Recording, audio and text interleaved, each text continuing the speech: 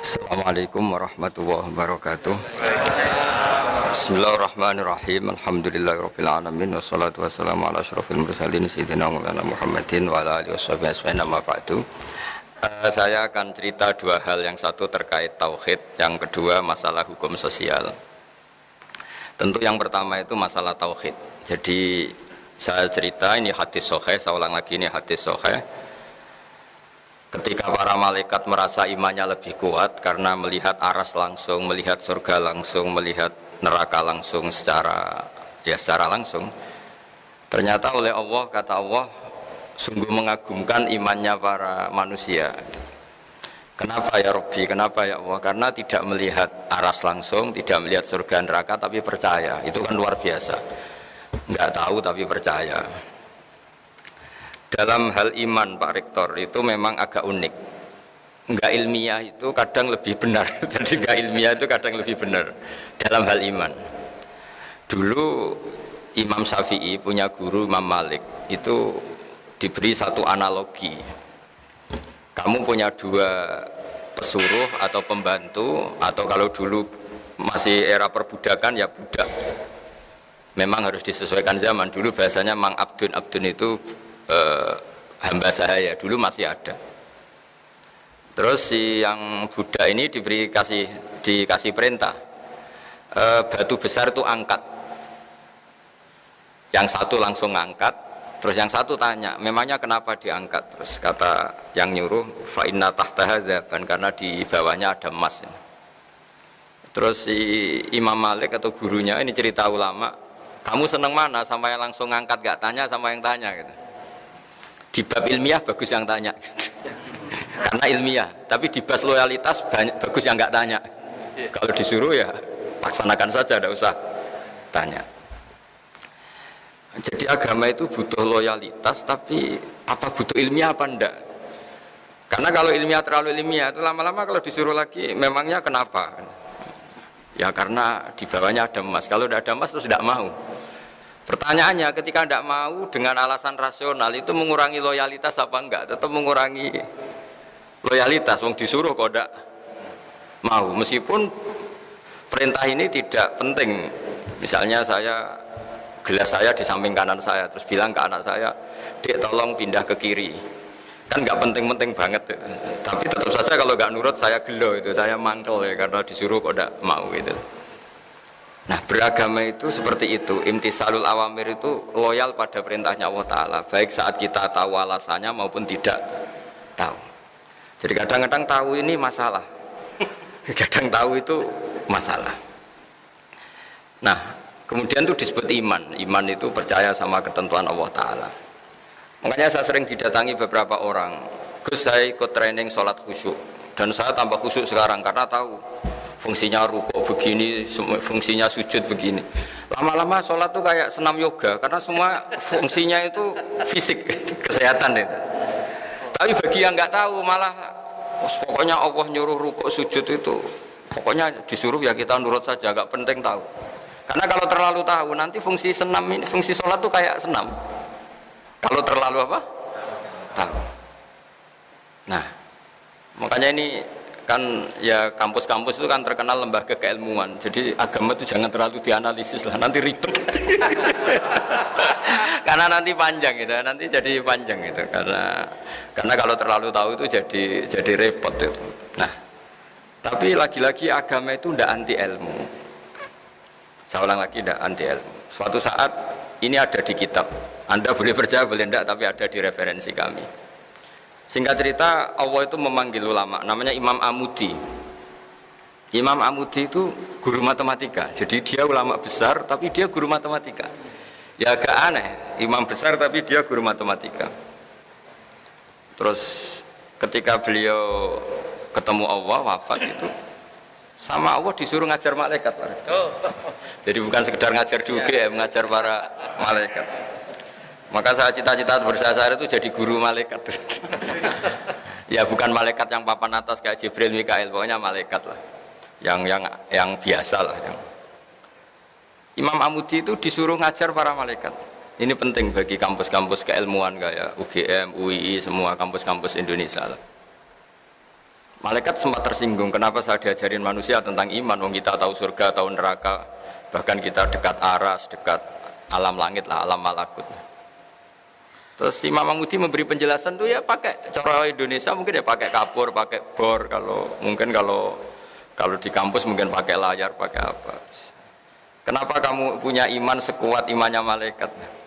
Karena dia guru matematika bilang begini, angka 2 maupun angka 3 sampai miliatan sampai triliunan itu nisbatus naini wassalah sailama la nihayatalah, itu nisbatul far'i ilal asli. Mbok angka kayak apa jumlahnya besar 2, 3 sampai miliatan, itu dibanding angka 1 itu cabang ketemu pokok atau cabang dari pokok. Kalau bahasa Arab nisbatul far'i ilal asli, semua itu bersumber dari 1, 2 ya bersumber dari 1, 3 ya 1, miliatan juga 1. Berarti alam raya yang seluas ini juga bersumber dari zat yang satu, yaitu Allah Ta'ala. Artinya terus malaikat bertak kagum, ternyata cara iman seperti ini juga enggak kalah mantapnya dengan yang melihat surga langsung, neraka langsung. Karena nisbatus naini wassalasa ila ma la nihayatalaha nisbatul far'i ilal asli. Semua angka berapapun jumlahnya, 2 sama 1 miliar itu sama-sama dibanding angka 1, semuanya itu asal usulnya tetap angka 1. Setelah itu Imam Mahmudi bikin gambar, mulai gambar yang rapi kayak gedung yang baik sampai gambar yang ruwet, sampai gambar yang enggak karu-karuan. Terus beliau, ini gambar ruwet, ya luas kan gambar ini, ya ruwet kan, ya ruwet, semuanya dari 1 titik. Mbok gambar kayak apa luwetnya, kayak apa memenuhi papan tulis, tetap dari 1 titik.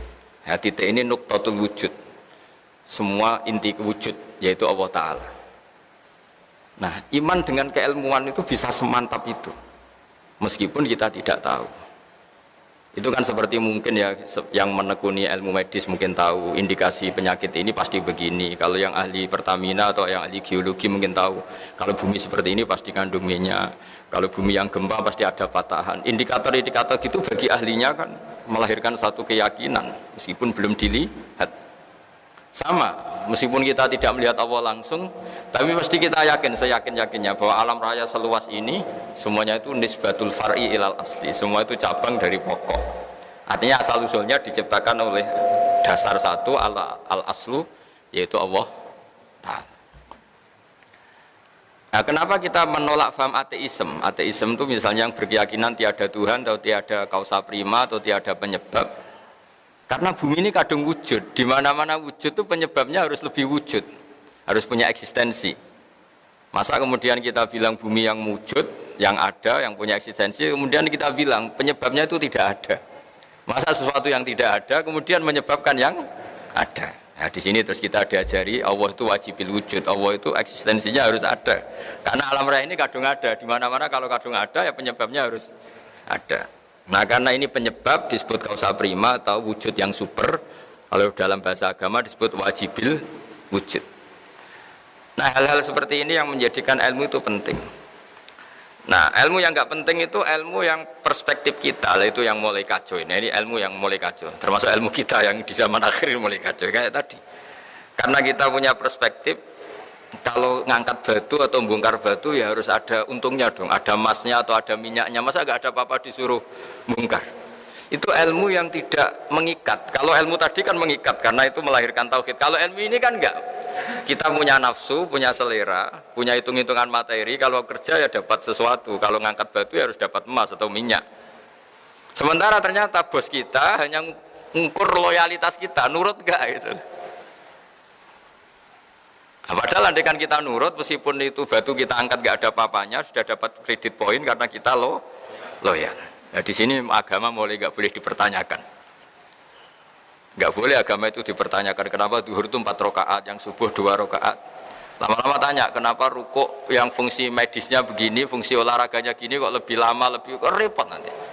Makanya saya ini ikut goblok Pak Rektor, karena ada tamu yang provokasi saya. Jenengan harus setuju ini Gus, biar kelihatan perintah Allah itu ada hikmahnya. Hikmahnya sujud, peregangan, apa pokoknya fisik semua. Tapi kalau saya setuju itu nanti sholat kayak senam yoga. Akhirnya saya yang mau guya-guya dok gak jelas. Karena ini ilmu sosial, jadi boleh setuju boleh enggak karena tadi.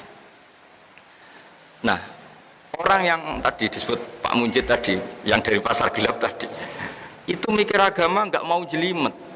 Padahal ada ilmu yang permanen, yaitu yang mengarah ke tauhid. Ada ilmu yang nggak perlu permanen, yaitu ilmu sosial. Ketika kita tanya, kenapa harus kita bongkar, apa ada emasnya apa enggak? Sebenarnya mental kita ini sudah materialistik. Kita mendikte bos kita untuk ikut perspektif kita, itu sudah keangkuhan dalam bahasa Allah. Yaitu yang dilakukan iblis. Iblis itu ketika disuruh sujud pada Nabi Adam, dia pakai perspektifnya.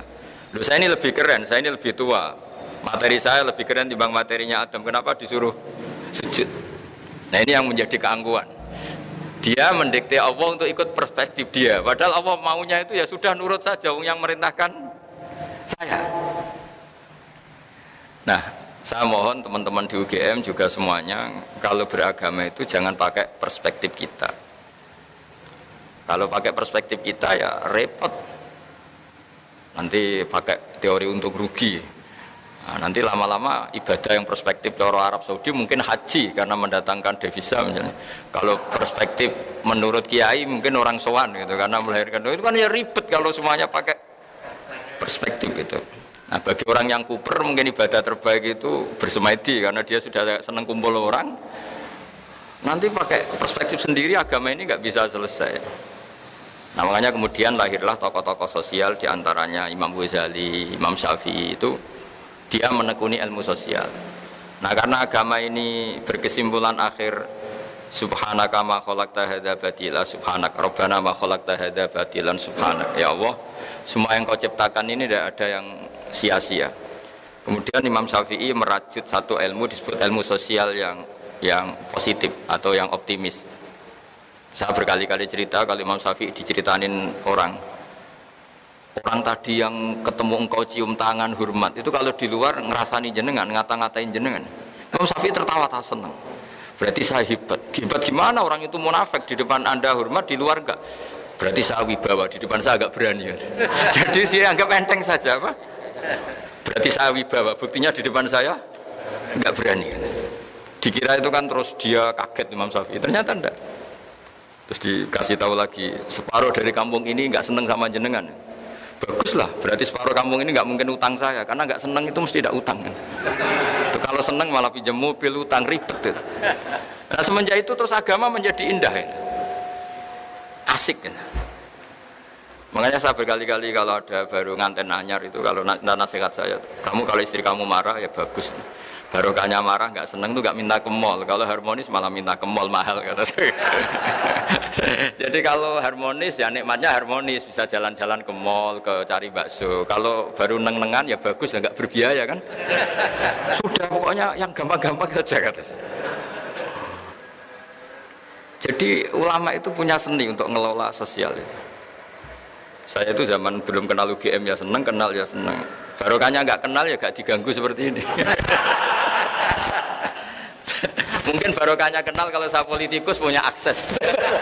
Tapi kebetulan saya kan tidak politikus itu, jadi ya, saya tidak tahu fungsi kenal Pak Munjid untuk apa, tidak tahu. Tapi kalau saya politikus mungkin ini keren, bisa jadi jejaring politik. Tapi kan saya tidak politikus itu. Tapi yang jelas nanti masuk surga itu rame-rame. Saya butuh teman banyak. Kalau di surga sepi juga agak enak lah jadi teman. Nah, ilmu sosial ini juga yang nanti saya baca di antara tulisan saya supaya tahu, kita semua tahu kalau ilmu sosial itu pakemnya enggak jelas itu karena memang ukurannya beda-beda. Ya bisa dilihat di halaman 24 ya. Di halaman 24. Saya baca terjemahnya saja ya. Mungkin jenengan lebih kulino bahasa Inggris, ini kalau ada bahasa Arab jadi dianggap jimat. Saya baca terjemahnya saja yang baris paling bawah 24 itu. Nabi Yahya suka berkawan dengan orang-orang baik, tentu itu baik. Sedangkan Nabi Isa memposisikan diri sebagai dokter yang mengobati orang sakit. Tentu ini juga baik asal dilakukan orang yang benar dan dengan cara yang benar. Jadi singkat cerita, itu Nabi Isa itu kalau jalan-jalan di satu komunitas atau satu masyarakat atau satu daerah, itu mesti dia nginep atau nyari orang terburuk di sini siapa itu. Orang yang paling dibenci banyak orang itu siapa gitu. Kalau Nabi Yahya enggak tanya orang paling baik di sini siapa. Yang Nabi Yahya bermalam di tempat orang baik, yang Nabi Isa suka berkawan yang kurang-kurang baik gitu. Singkatnya dua nabi ini kan sezaman, Nabi Yahya dan Isa. Terus akhirnya ditanya sama Nabi Yahya, kenapa kamu suka berkawan orang-orang nggak baik? Terus ana tabibun, saya ini nabi, jadi seperti dokter, di mana-mana dokter yang ngobati yang sakit. Artinya kalau nabi kiai itu kan dokter peradaban, dokter sosial, dokter moral. Jadi itu kan ukurannya nggak jelas. Kalau kita bertawan orang baik, potensinya itu coro Jawa tahsilul hasil nguyai segoro. Wong wis sehat kok didatangin dokter untuk apa? Wong sudah baik kok didatangkan kiai untuk apa? Corong Jawa itu nguyai segoro.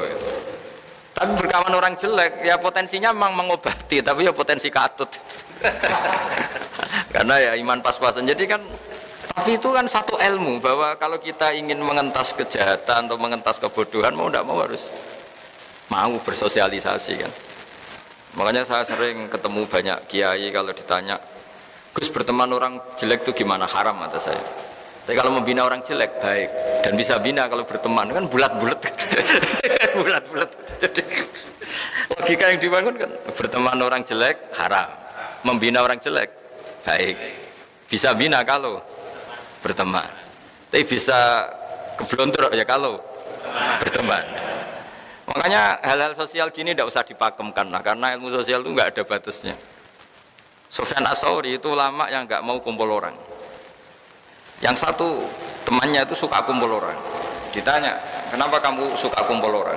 Ya karena bisa jamaah, bisa ngajar, bisa macam-macam. Terus kata Sufyan Ats-Tsauri, wahal takrohu illa man ta'rif. Kamu pasti benci dan kecewa ya sama orang yang kenal. Artinya gini, kita akan disuruh mencintai orang Islam gara-gara kenal itu kan punya pengalaman ditipu, disombongin, dikata-katain, dicuekin. Karena takut itu terjadi, Sufyan Ats-Tsauri milih tidak kumpul orang. Tapi tidak kumpul orang kemudian juga kalau punya mobil nggak pernah dipinjam, kalau punya uang yang nggak pernah nolong orang. Jadi efeknya sama-sama, bisa iya bisa enggak. Itu nggak ada batasannya. Saya termasuk kiai yang jarang pergi sama istri, karena ya pikiran saya sederhana, di rumah ketemu, masa di perjalanan ketemu, itu kan bisa bosen itu. Tapi ada yang sama istrinya pergi bareng terus, karena selain nemani juga sambil ngawasi. Itu kan batasan sosial itu nggak jelas. Jadi apa ya? Makanya tadi kalau ditanyakan, tadi Pak Rektor juga tanya, berteman non muslim, berteman ya, itu nggak ada selesainya seperti itu. Karena saya juga pernah matur sama Bu Aufa, karena tadi kalau kita misalnya jadi dokter terus ngobati orang yang potensi korupsi lagi, potensi jahat lagi, gimana hukumnya menyembuhkan orang yang potensi jahat lagi dan punya jejak memang jahat gitu. Ya pertanyaannya, bagaimana kalau barokahnya kamu obati terus simpati terus jadi baik. Tapi ya terlalu ada pertanyaan, bagaimana gara-gara kamu obati jadi bisa jahat lagi, kan nggak ada selesai. Kita berkawan non muslim ya gitu, kalau orang Islam kita baik, barokahnya itu mungkin tertarik sama Islam. Tapi bisa saja karena kebaikan kita sarana itu dipakai yang tidak baik. Itu siklus sosial itu nggak pernah selesai. Nah hal-hal seperti itu yang kata Nabi disebut orang yang beristihad, jika benar pahalanya 2, jika salah pahalanya 1. Karena ini, tapi ini yang sosial loh ya. Kalau tauhid ya hanya tunggal tadi, karena tauhid itu kebenaran tunggal. Sehingga kalau di tauhid nggak nerima konsep kecuali fama dza ba'dal haqqi illa dhalal. Kalau nggak benar ya pasti salah. Nah, kebetulan ilmu tauhid itu ilmu yang mudah dicerna manusia. Nah, disinilah kenapa Allah itu tetap saja ngendikan inna dina indallahil Islam. Karena setelah Imam Amudi tadi mencontohkan pentingnya iman sama al-wahidul ahadus somad, zat yang tunggal, yang satu, yang esa, entahlah terjemahnya al-wahid itu karena diterjemah Indonesia itu nanti padanan Arabnya kadang tidak pas, makanya sering ngeluh saya dengan Profesor Zaini, Pak Kures itu kadang ngeluh karena terjemahan Arab itu tidak mudah diterjemahkan Indonesia. Tapi apapun itu kan setelah kamu ngaji matematika atau ngaji ilmu apa saja tadi, saya punya kitab dulu diajarin Mbah Mun, itu satu kitab itu gambar, mulai gambar gedung sampai gambar pohon sampai gambar sapi. Ternyata itu hanya untuk menjelaskan apapun ruwetnya gambar ini dimulai satu titik. Apapun alam raya seluas ini, ada Mars, ada Jupiter, ada apa saja, ya dimulai dari satu titik, yaitu nuqtatil wujud. yaitu wujudnya Allah Subhanahu. Angka sampai miliar triliun ya sama, dimulai dari angka 1. Nah, kita untuk memantapkan tauhid itu udah harus sampai nyun sewu ketemu Allah atau melihat surga langsung, neraka langsung. Dengan kekuatan akal kita ini sudah cukup. Makanya agama ini di kaum yaqilun, di kaum yatafakkarun, bagi yang mau berpikir. Nah, ini yang kebenaran hakiki. Tapi kalau kebenaran sosial tadi itu enggak jelas. Makanya saya kalau guyon, dan itu guyon yang ilmiah, itu ada orang itu perempuan jelek, saya berkali-kali cerita itu jelek, miskin lagi. Terus sowan sama suaminya ke saya, Gus doain saya jadi orang kaya. Tak guyonin itu. Nanti kalau suami jenengan kaya, pertama yang dievaluasi itu rumahnya diganti, jadi bagus. Mobilnya jadi ganti. Lama-lama yang dievaluasi jenengan. Rumah sudah bagus, mobil bagus, tapi istrinya ini yang nggak layak gitu. Akhirnya terus bagus miskin aja. Gitu. Artinya ketika kita nganggap kekayaan itu berkah, ternyata enggak kan? Orang yang mulai berpikir macam-macam kan ya karena mapan itu. Yang dievaluasi kan rumah selesai, mobil selesai. Lama-lama yang dievaluasi apa? Istri. Nanti kalau yang istri yang kaya yang dievaluasi suami. Nah, artinya kamu tidak bisa bilang kalau kaya lebih enak timbang miskin atau miskin lebih enak timbang kaya, tidak juga. Ilmu sosial itu, saya pernah ketemu kiai, tak anggap alim lah. Tanya saya, Gus, negara yang hebat itu ya negara yang maju, yang kayak Amerika, kayak Eropa. Terus tak tanya, negara dengan banyak urusan, dengan yang tidak banyak urusan, kalau kamu jadi presiden suka mana? Suka yang nggak banyak urusan. Karena kalau negara besar itu banyak urusan. Akhirnya terus dia mikir, ternyata hukum sosial itu enggak. Ya enggak itu. Ya enggak jelas ya. Saya kalau punya mobil 2, kan ngurusi mobil 2, mendingan enggak punya 1 kan? Mendingan enggak punya, enggak ada yang diurus. Tapi kalau pertanyaan dibalik, tapi enggak ada yang dipakai. Tapi kalau punya mobil banyak, hebat mana manusia yang diperbudak mobil sama yang enggak, bagus yang enggak. Caranya gimana? Ya enggak punya mobil. Tapi kalau dibalik tanyanya, hebat mana manusia yang punya sarana sama enggak, bagus yang punya sarana. Jadi ilmu sosial itu boleh dibolak balik. Nah di sini terus tak teruskan lagi, mungkin ada beda halaman tentang menghadapi orang-orang yang salah. Orang-orang yang salah. Ini ada di hadis sahih, diriwayatkan bahkan di halaman 26 ya.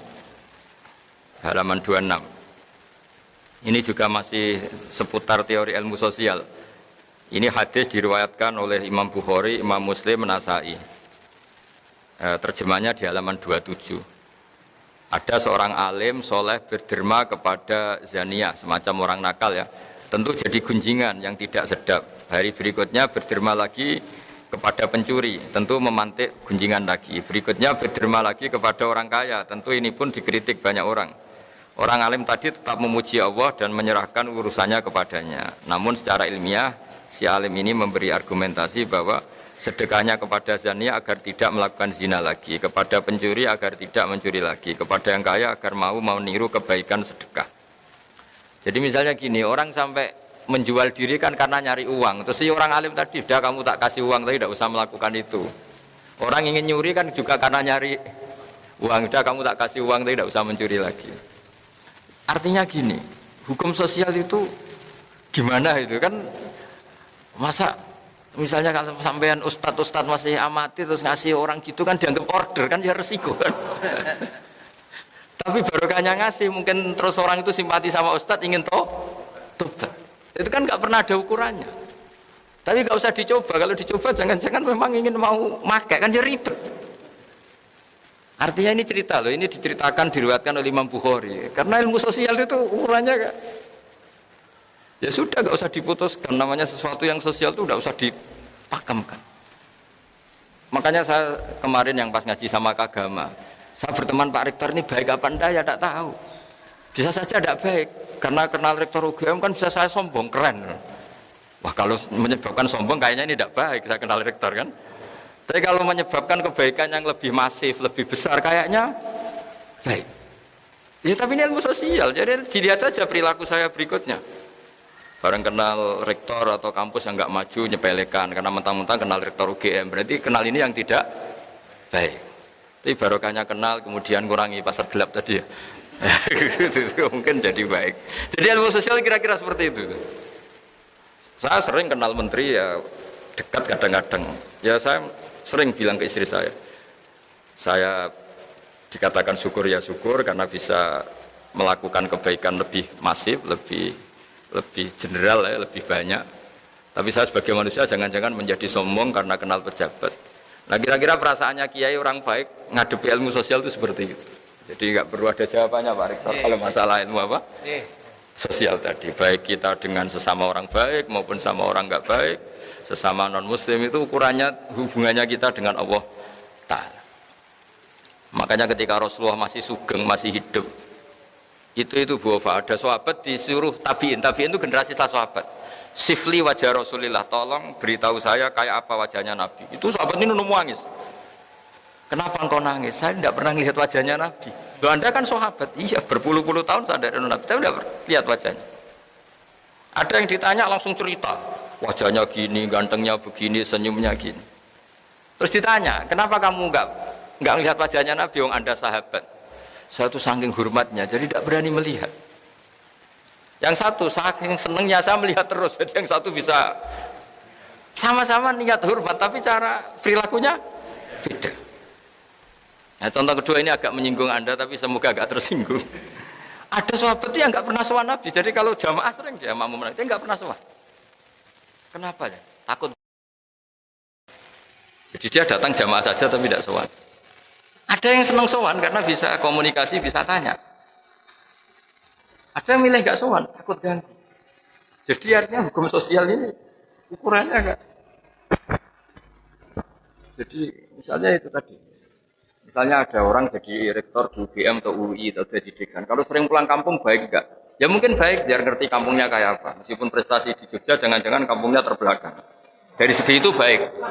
Tapi dari segi sering pulang kemudian di situ ada ketua sete atau ketua kampus-kampus yang enggak maju. Jadi mahjub.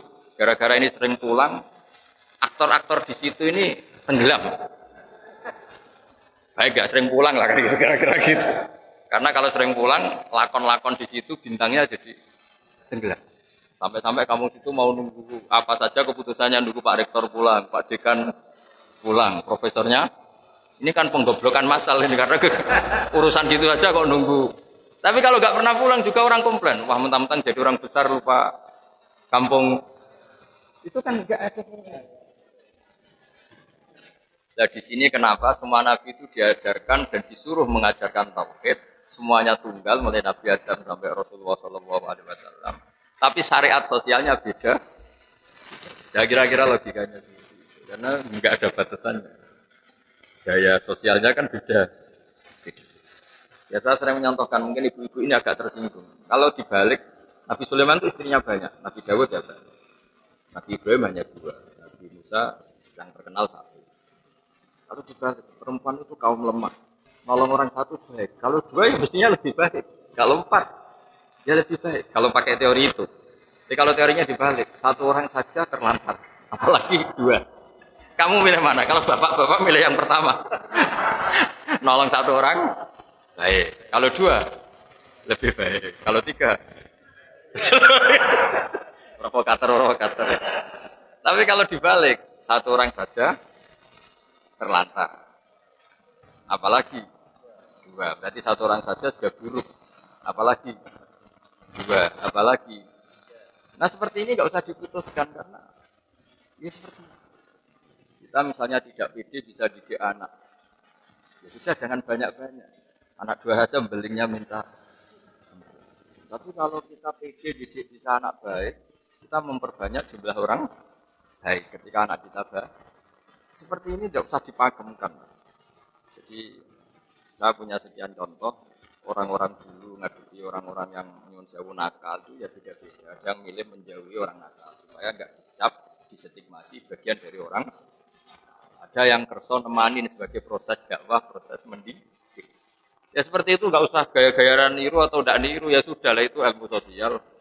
Pertanggungjawabannya dengan sana Allah Subhanahu wa taala. Tadi ada sahabat yang saking hormatnya Nabi nggak berani melihat.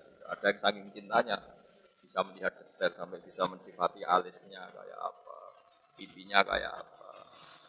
Nah, saya mohon supaya perdebatan tentang cara apa ya sosialisasi agama atau kebaikan atau moral tidak usah diperdebatkan karena ini tidak menyangkut akidah, tidak menyangkut apa tahu. Ya kayak kita lah saja pakaian hem begini bagus enggak gitu.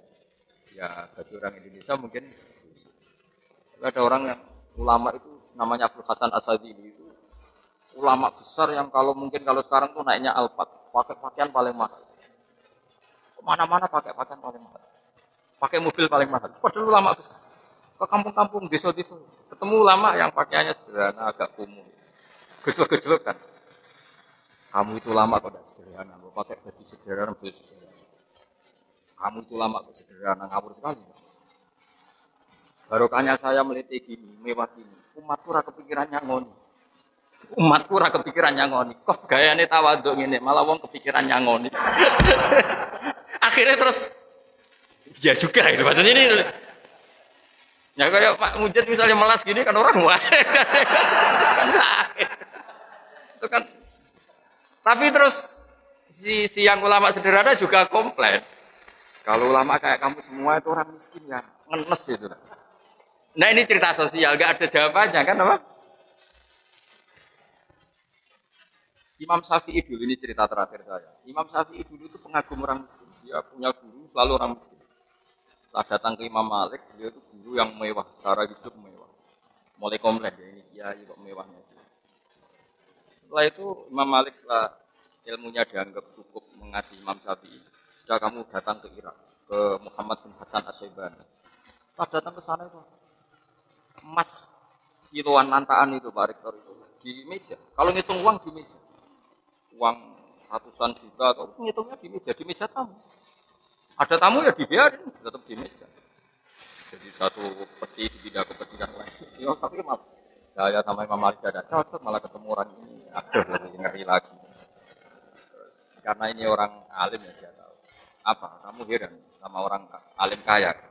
Iya. Sama orang soleh kaya, iya. Ya sudah, kalau orang soleh gak boleh kaya ini tak kasihkan pencuri, tak kasihkan orang nakal, biar dipakai dugem, dipakai maksiat. Jangan jenengan saja yang punya, biar dipakai yang positif. Berarti boleh orang alim kaya, pun boleh. Semenjak itu Imam Syafi'i mindsetnya berubah. Ternyata kalau orang baik yang kaya kan manfaatnya kan baik. Tapi kalau yang kaya orang nakal kan bahaya kan. Negara ini juga kata Pak Rektor tadi, kalau moral bangsa ini tidak baik kan semua sarana negara bisa dipakai untuk tidak baik. Jadi kalau pejabatnya baik kan sarana ini untuk kebaikan. Semenjak itu Imam Syafi'i mulai berpikir.